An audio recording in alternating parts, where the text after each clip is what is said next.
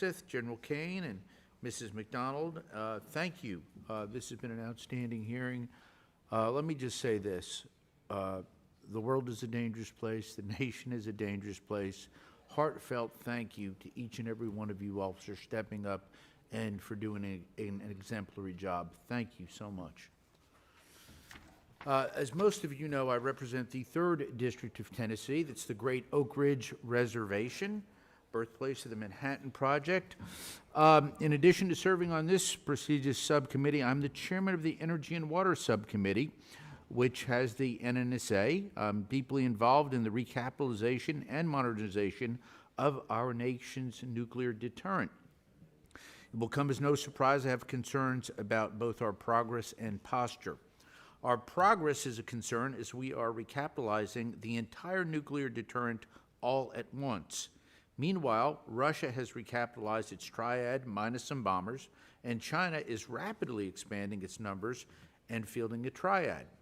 Of course, there's also North Korea and the looming prospect of a nuclear Iran. As we focus more on the Pacific, our post-Cold War posture is a concern due to the lack of in-theater non-strategic nuclear weapons. This creates a deeply worrying capability gap in the most critical theater. I'll ask my questions and ask for your answers then. First, Secretary Hegseth, given this troubling strategic threat picture, what is your outlook on the current pace and scope of nuclear recapitalization? And then, General Kane, what are your ideas to fill this non-strategic nuclear capability gap in the Pacific? Are there any ways Congress can better support the department's efforts to meet these increasingly tight deadlines? And I'll listen to your responses. Thank you. Sir, thank you. First, if I would just take liberty, both the chairman and I have taken up almost all the oxygen from Bryn McDonald here. I would just take issue with the characterization that we have not delivered a budget and we don't have details and we're not delivering on it. She and her team have done a fantastic job of working as rapidly and as detailed as possible to deliver what we feel very confidently is a robust, detailed delivery of the president's agenda for FY26. So, Bryn, thank you for the work that you're doing and all the details and focus on that have come through. And that the nuclear triad is certainly a part of it. NC3, every single aspect of that.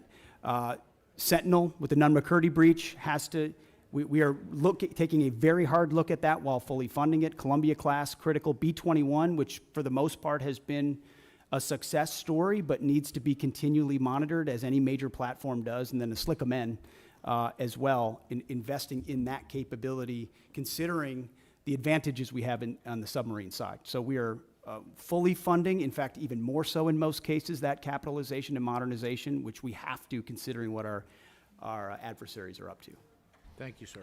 Sir, I just echo the Secretary's comments about non-strategic nuclear weapons, SLICM and the others. And I think it really, for me, centers around 4 C's that we got to do across the enterprise. Change the culture to get after it faster. That's the first one.